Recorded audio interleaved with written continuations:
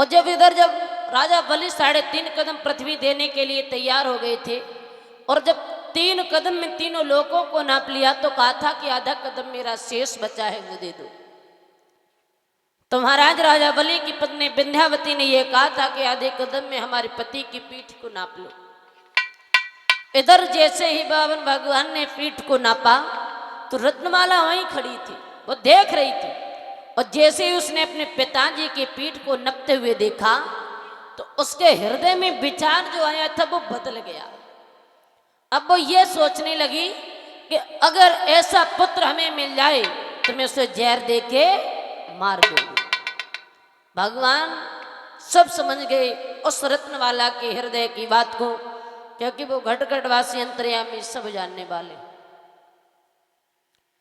कहने लगे कि हे रत्नमाला, तेरी दोनों इच्छाएं पूरी होंगी, लेकिन अभी नहीं, कब?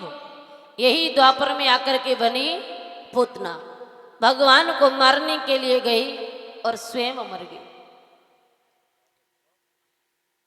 इधर जब समय व्यतीत हुआ, कंस ने यह कहा था कि बहन मेरे बैरी को मार करके तुम अवश्य वापस आना। और जब ये पूतना वापस नहीं पहुंची तो कंस को चिंता होने लगी, विचार करने लगा कि मैंने बड़े बड़े वीर योद्धाओं को भेजा, वो भी लौट करके नहीं आए। बहन पूतनाओं को भेजा, वो भी लौट करके नहीं आई।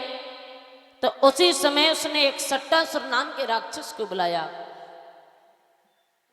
और राक्षस को बुलाया और कहा है कि ऐसा करो, गोकुल में जाओ और मेरे बैरी को मार करके आओ। अब सट्टासुर नाम का राक्षस चला। उस समय महाराज बाबा नंद के यहां पर बहुत बड़ी ज्योनार दी गई।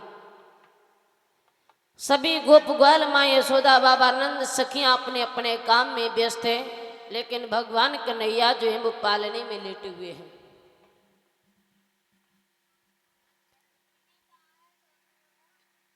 महाराज भगवान पालने में लेटे हुए हैं। इधर सट्टासुर नाम का राक्षस पहुंचा तो देखा कि सभी व्यस्त हैं, भगवान पालने में अकेले लेटे हुए हैं। और भगवान जब पालने में अकेले लेटे हुए हैं तो ये सट्टासुर नाम का राक्षस था, वो जाकर के प्रभु के पैरों की तरफ बैठ गया। विचार करना है कि सुंदर मौका मिला है मारने का, कन्हैया के पास में तो कोई है ही नहीं, वो अकेले पालने में लेटे हैं। और भगवान ने भी सोचा कि ये मामा का भेजा हुआ दूत है और मेरे पास में आया है तो इसका उद्धार करना है। उसी समय भगवान ने ऐसी अगड़ाई ली है कि उस सट्टासुर का भी नमो नारायण हो गया। वो सट्टासुर भी मारा गया। समय व्यतीत हुआ, जब ये सट्टासुर लौट करके नहीं गया तो कंस को और चिंता बढ़ रही है। विचार किया कि जो भी जाता है वो लौट करके ही नहीं आता। किसी ने आकर के ये नहीं बताया कि मेरा काल है तो है कैसा, छोटा है या बड़ा है, मोटा है या पतला है, काला है या गोरा है, किसी ने आकर के नहीं बताया। लेकिन कहते हैं महाराज की चिंता है बड़ी चिता से भी, और नर को निर्जीव बनाती है, मुर्दे को चिता जलाती है, चिंता जीवित को खाती है।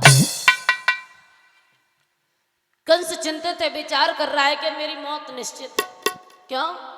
कोई जाता है वो लौट करके ही नहीं आता। उसने एक त्रिनामित नाम के राक्षस को बुलाया, उससे भी यही कहा है कि तुम गोकुल में जाओ और मेरे बैरी को मार करके आओ। कंस के कहने पर वो राक्षस वहां से चला और गोकुल में पहुंचा। और जब गोकुल में पहुंचा है तो देखा है कि उस समय भगवान कन्हैया मां यशोदा की गोदी में बैठे हुए हैं।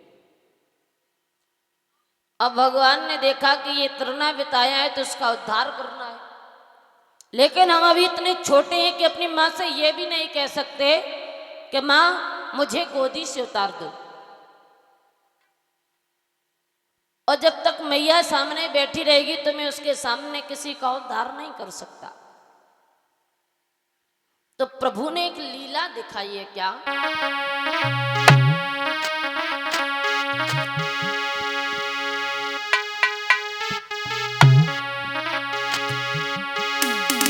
इत गोदी में गोपाली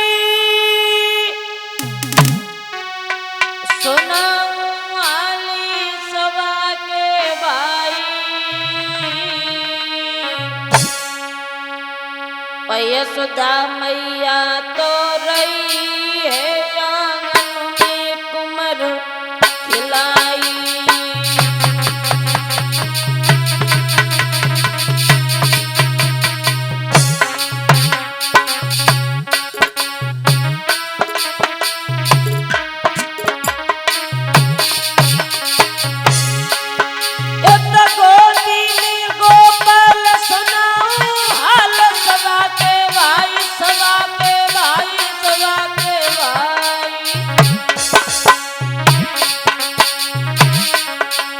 यशोदा मैया तो नहीं है आंगन में कुमर खिलाई।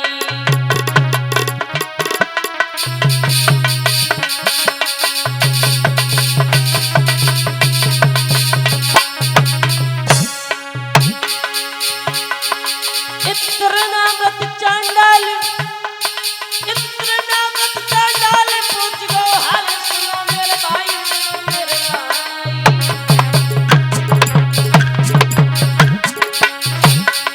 प्रभु इतने भारी भय मत घबराई,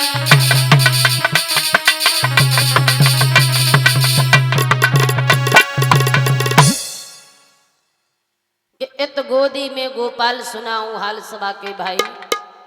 और प्रभु इतने भारी भय मत घबराई। जब ये त्रिनावित नाम का राक्षस पहुंचा,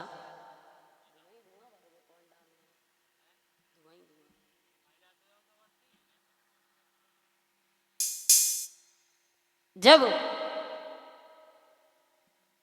ये त्रिनावित पहुंचा तो भगवान मां की गोदी में थे। बेचार के इसका उद्धार करना है।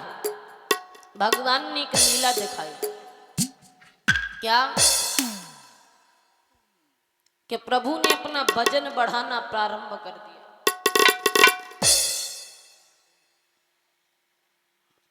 और जब वजन बढ़ाना प्रारंभ किया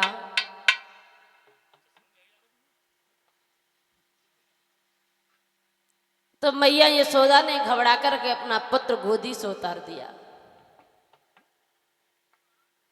और जब पुत्र को गोदी से उतारा, सामने जमीन पर बैठा दिया। अब भगवान ये सोच रहे हैं कि मैया ने मुझे गोदी से तो उतार दिया, लेकिन सामने बैठी और मैया के सामने तो हम किसी का उद्धार भी नहीं कर सकते। तो भगवान ने एक और लीला दिखाई क्या,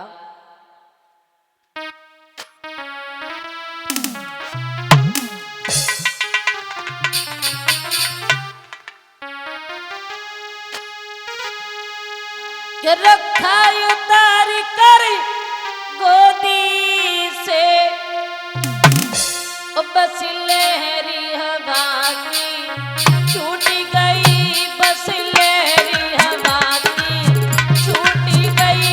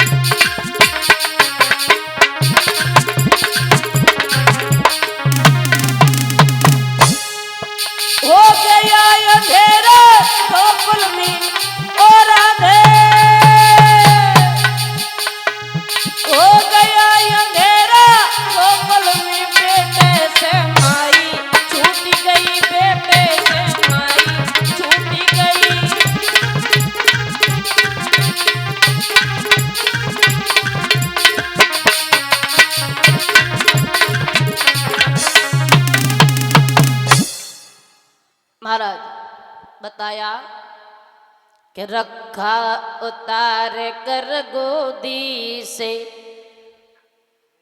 बस लहरी हवा की छूट गई और हो गया अंधेरा गोकुल में, बेटे से माई छूटी गई। भगवान ने ऐसी अपनी माया दिखाई है कि गोकुल में आंधी तूफान आने लगे, इतना अंधेरा हो गया कि उस गोकुल में माँ यशोदा को अपना पुत्र दिखाई नहीं दे रहा है, इतना अंधेरा हो गया। भगवान ने जब लीला फैलाई तो उसी अंधेरे में महाराज भगवान कन्हैया ने उस तरनाबित नाम के राक्षस का वध किया। और जब तरनाबित नाम के राक्षस का वध किया तो धीरे धीरे समय व्यतीत हुआ। जब समय बीता है तो कंस ये विचार कर रहा है कि मैं क्या करूं। बड़े बड़े वीर योद्धाओं को भेजा, वो भी लौट करके नहीं आए। पूतना को भेजा, वो भी लौट करके नहीं आई। कम से